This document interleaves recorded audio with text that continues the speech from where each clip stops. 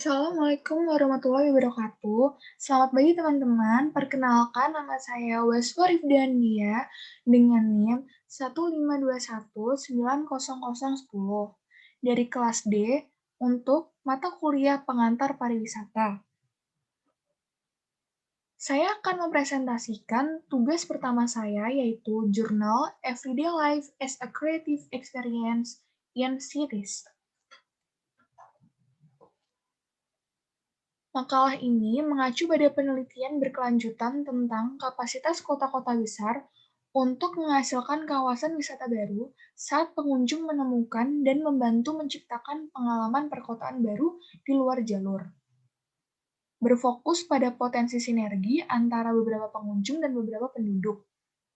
Dapat dilihat sebagai bagian dari kelas kreatif.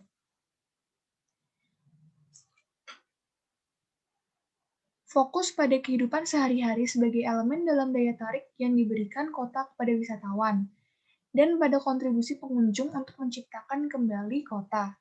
Penelitian bertujuan untuk mengeksplorasi bagaimana pengunjung luar negeri mengenai daerah terpencil dan kehidupan sehari-hari di London.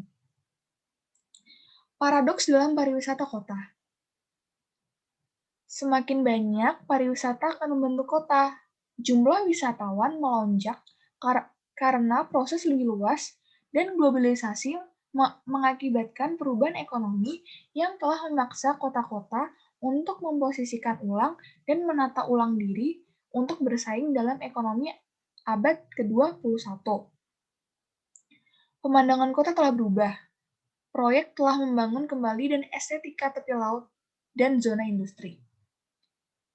Kota-kota memiliki tempat bersejarah yang diperbarui area, reestetik, dan revalorisasi bekas kawasan industri untuk kegiatan budaya, belanja, dan tempat tinggal di loteng, menurut Smith tahun 2007.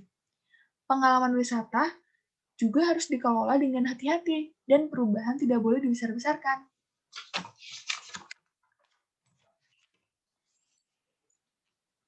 Kota berusaha mencapai keunggulan kompetitif melalui diferensiasi, tetapi juga ingin mencapai standarisasi, sehingga mereka melakukannya karena mereka mengikuti strategi yang sukses di beberapa tempat. Saat mereka melakukannya, audiens yang mereka cari berbagai jenis, sehingga pariwisata sendiri didefinisikan tidak dapat lagi dibatasi sebagai kegiatan yang terpisah, dapat dibedakan dari mobilitas lain, dan permintaan wisatawan tidak dapat dipisahkan dengan jelas dari penduduk dan pengguna kota lainnya. Sedangkan Seller dan Uri 2004 berpendapat bahwa mobilitas merupakan paradigma baru dalam ilmu sosial, termasuk pergerakan orang, informasi, dan modal. Salah satu konsekuensinya adalah melihat pariwisata sebagaimana didefinisikan secara konvensional oleh Organisasi Pariwisata Dunia dan Perserikatan Bangsa-Bangsa. Pariwisata merupakan bagian dari kontinum mobilitas yang berkisar dari jangka pendek hingga permanen.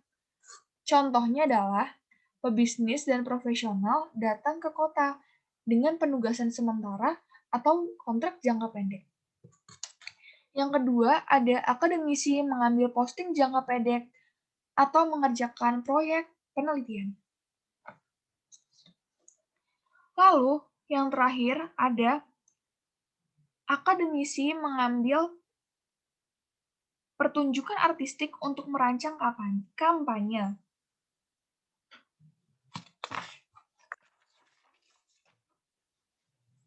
Dan pertama kali dalam sejarah bahwa kota yang tidak pernah disentuh sebelumnya dan merupakan area terpencil dapat disorot menjadi pariwisata kota karena seiring berjalannya waktu, banyak pengunjung berpengalaman sebagai pengguna kota dan ingin keluar dari kawasan pariwisata yang tradisional. Sedangkan yang akan kita bahas di sini adalah Islington dan Bankside yang kental dengan pariwisata tradisionalnya.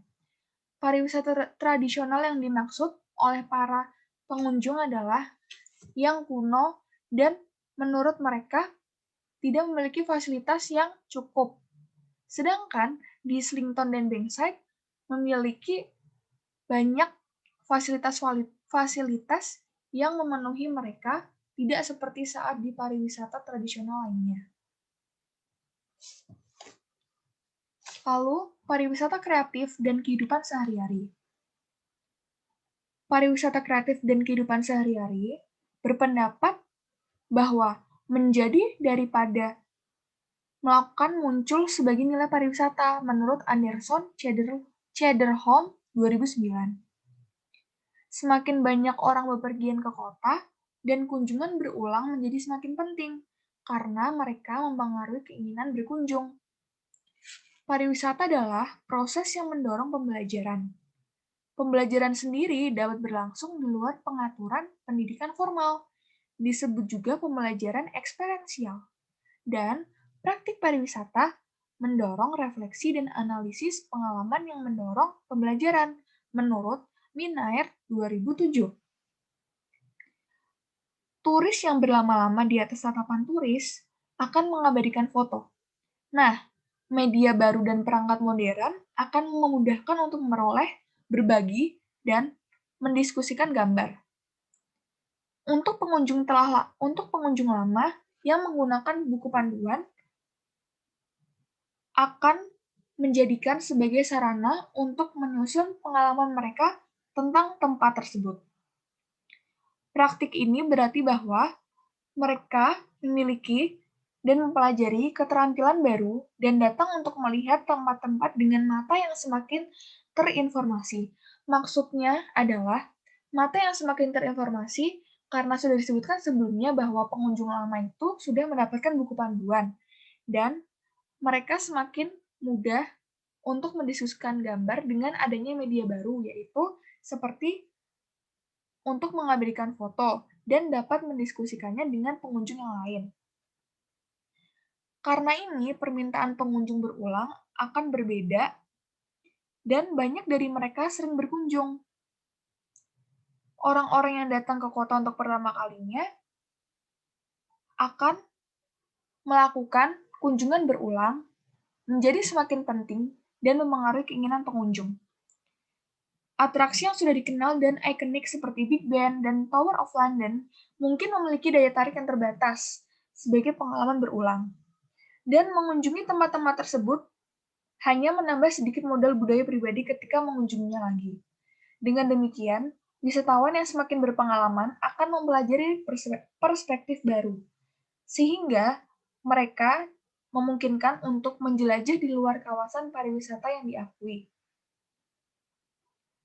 Lalu, daya tarik wisatawan terhadap area non-kawasan pariwisata London. Disebutkan bahwa makalah ini telah fokus pada dua kawasan London, Islington dan Bankside. Keduanya menarik, sehingga bagian-bagian dari rencana perjalanan wisata tradisional dapat direncanakan sebagai kawasan wisata. Keduanya menawarkan kontras aspek pengembangan pariwisata di daerah baru. Sementara itu, Islington terhubung baik dengan transportasi umum ke pusat turis utama London. Daerah ini secara spasial dan terpisah fungsional dari mereka. Sebaliknya, Bankside berdekatan dengan wisata mapan daerah di pusat kota London, menjadi tempat semakin terintegrasi dengan baik. Kedua area tersebut telah mengalami regenerasi dan gentrifikasi, termasuk perumahan kelas atas, perkantoran, dan studio. Islington merupakan kawasan perumahan modis yang telah dibenahi selama lebih dari 30 tahun. Sebagian besar pola dan bangunan jalan bersejarah telah dipertahankan, meskipun terdapat sosial massal blok perumahan tahun 1960-an dan 1970-an. Serta gaya pribadi berbentuk Georgia dan Victoria yang bernilai tinggi di jalan-jalan. Penduduk gentrifikasi dan pengeluaran yang lebih melihat pertumbuhan dalam konsumsi peluang, dengan restoran baru, bar, dan toko, beberapanya di antaranya khas atau berkualitas tinggi.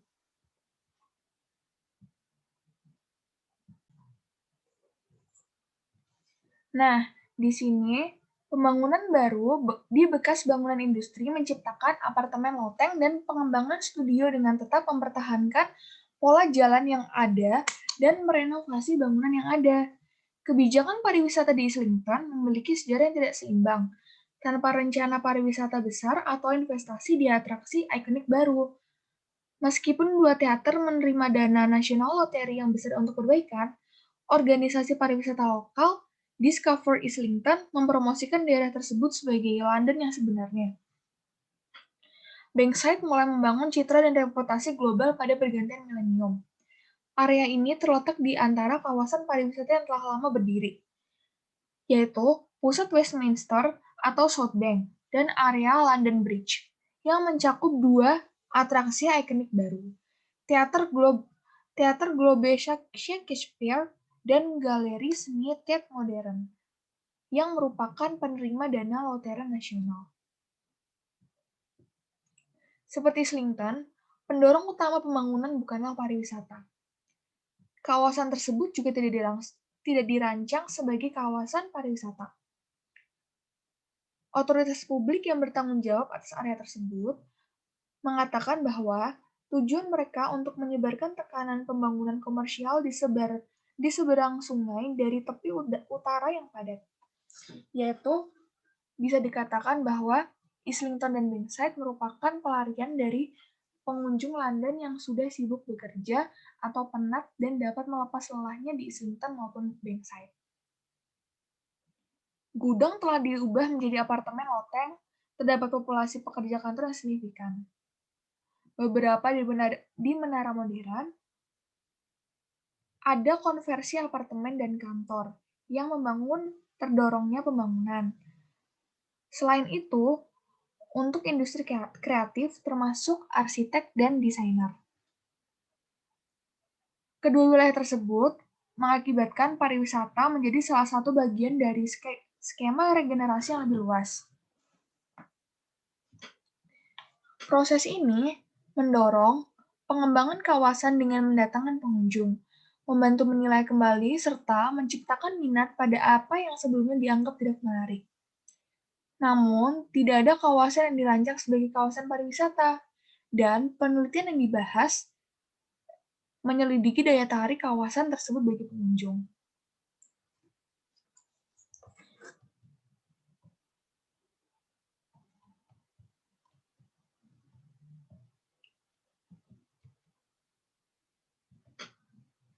Di sini disebutkan bahwa kedua kota tersebut telah mengalami regenerasi dan gentrifikasi. Nah, tadi sudah saya jelaskan bahwa gentrifikasinya tuh kayak membuka restoran, bar, terus habis itu mereka memiliki persepsi berbeda terhadap Islington. Islington dipandang kawasan perumahan modis, sedangkan memang pada faktanya Islington merupakan kawasan perumahan modis, tetapi tidak se-strict seperti yang mereka bayangkan sebelumnya.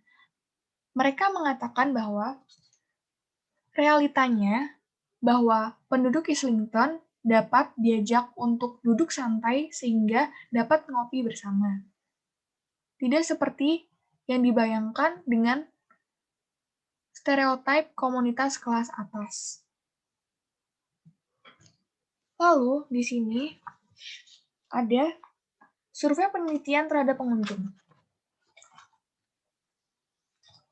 Temuan awal ini dieksplorasi secara lebih mendalam melalui penelitian kualitatif. Wawancara semi terstruktur yang berlangsung dari 25 hingga 45 menit dilakukan dengan pengunjung luar negeri yang dipilih berdasarkan sampel praktis di lokasi pusat Islington dan Bankside.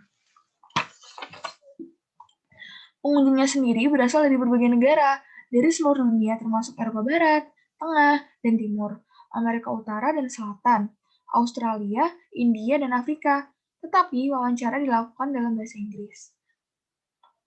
Usia responden berkisar dari 20 hingga 60 tahunan, dan sebagian besar memiliki pekerjaan yang profesional.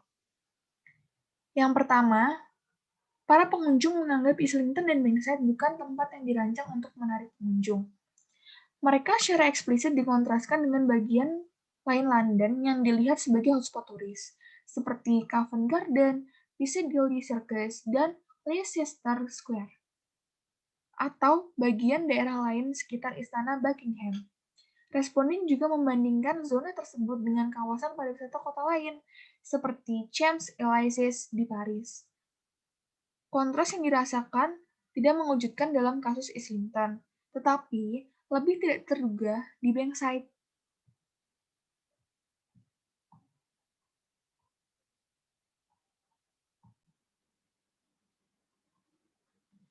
Pada Bankside, pengunjung bisa mengetahui atau memang benar mengunjungi serangkaian tempat wisata dan tetap mempertahankan persepsi mereka tentang daerah tersebut sebagai daerah bukan turis. Sebagian besar, orang yang diwawancarai di Bankside mengetahui Tate Modern dan Shakespeare's Globe dan setidaknya berencana untuk melihatnya. Seorang responden terbukti telah mengunjungi hampir setiap objek wisata yang dipromosikan dalam literatur pusat informasi turis, tetapi masih menikmati daerah tersebut karena beranggapan bahwa tempat-tempat terpencil di mana tidak banyak orang yang melayani turis. Orang-orang mengenali tempat-tempat wisata besar, dalam tanda kutip, tetapi ikon-ikon ini tidak mendominasi persepsi daerah tersebut, malah dipandang sebagai lebih tenang dengan tempat di mana dapat meluangkan waktu dari tempat wisata. Poin kedua, bagi beberapa pengunjung, area tersebut hanya bagus dan mereka datang karena suka dengan bangunannya. Sering disebutkan secara rinci bahwa daya tarik daerah tersebut hanya karena bagus, suka dengan bangunan, dan yang lain tampak jauh lebih jeli dalam membahas apa yang mereka lihat dengan cukup rinci. Faktanya, aspek-aspek kecil dari bangunan vernakular menarik komentar jendela. Ambang-ambang tumbukan cerobong asap di sebuah bangunan di gang tersebut. Jendela toko, bagaimana mereka dirancang, bagaimana mereka melakukannya. Arsitektur menilai bahwa bagian dari kota ini mereka sedang melakukan konstruksi untuk membuatnya lebih modern, tetapi sepertinya ada bangunan tua dari akhir abad ke-19, awal abad ke-20. Mereka tidak sama sekali mencoba untuk menamainya dan mencoba menjaga mereka dalam keadaan saat ini. Mereka mencoba merawat batu bata dan yang lainnya.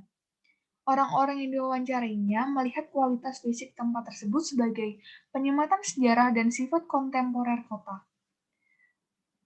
Itu multikultural, karena campuran orang dalam budaya harus ada bagian lama dan bagian baru London. Poin ketiga, ada kehidupan sehari-hari mereka merupakan inti daya tarik daerah. Pengunjung seringkali memperhatikan campuran aktivitas yang sedang berlangsung. Mereka mencatat bahwa ini adalah area tempat orang London tinggal dan bekerja. Dan yang paling penting, bagaimana tempat itu dihargai. Mengomentari Bankside, seorang responden mencatat bahwa perpaduan antara kantor, studi dan apartemen, dan kedekatannya dengan distrik keuangan berkomentar bahwa senang untuk dapat tinggal di dekat tempat Anda bekerja. Islington disukai dan dipandang sebagai komunitas kelas atas dan mahal. Namun, seperti yang saya katakan tadi bahwa persepsi orang, ekspektasi orang sebelum mengunjungi Islington akan berbeda dengan realitanya. Di Bankside sendiri, kehadiran orang London penting untuk pengalaman daerah tersebut, karena sebagian ini adalah kenikmatan observasi planner, yaitu suka melihat orang melakukan tugas sehari-hari.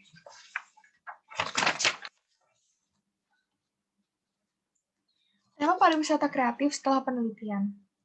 Kombinasi pemandangan kota memunculkan peluang menarik bagi pengunjung apabila dikombinasikan dengan kehadiran masyarakat lokal yang menjalani kehidupan sehari-hari. Individu membangun kota mereka dari jalan yang mereka kunjungi dan bayangkan. Mereka membuat identitas kotanya sendiri berdasarkan imajinasi yang dapat dikendalikan. Maksudnya adalah, kombinasi pemandangan kota munculkan peluang, seperti yang saya katakan tadi bahwa Islington dan Bankside bukan merupakan kota wisata pada awalnya, tetapi yang membuat mereka menarik pengunjung adalah ketenangannya, dan jauh dari para turis. Identitas kotanya sendiri pun dibuat berdasarkan apa yang mereka lihat dan apa yang sehari-hari mereka lakukan.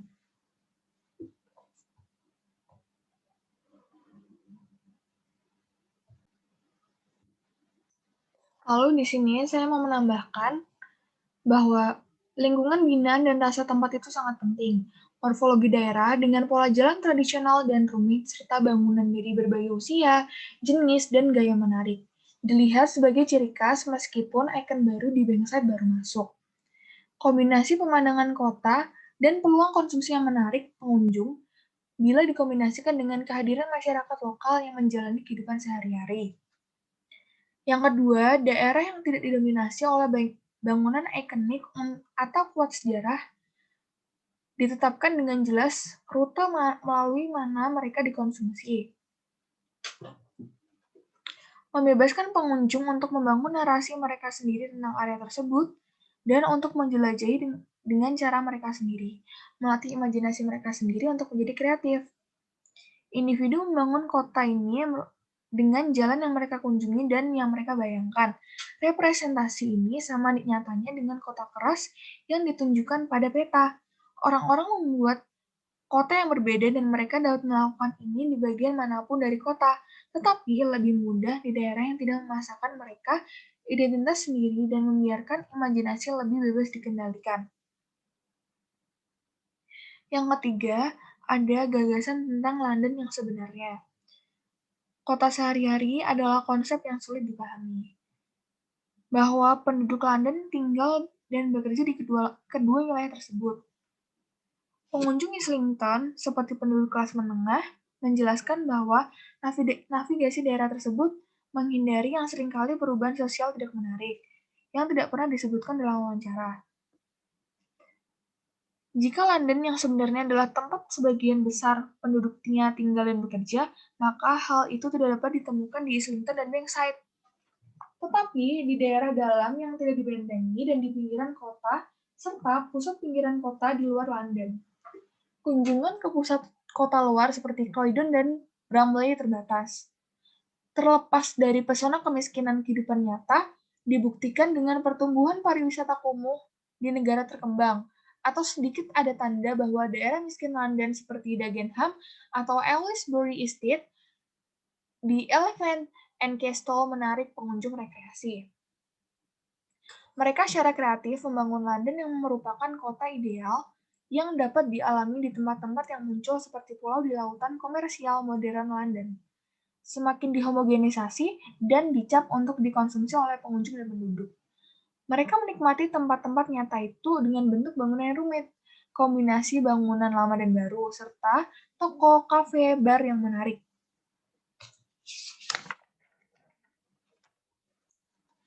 Dalam hal ini, mereka seperti kelas menengah yang mendiami daerah-daerah tersebut mengalami gentrifikasi.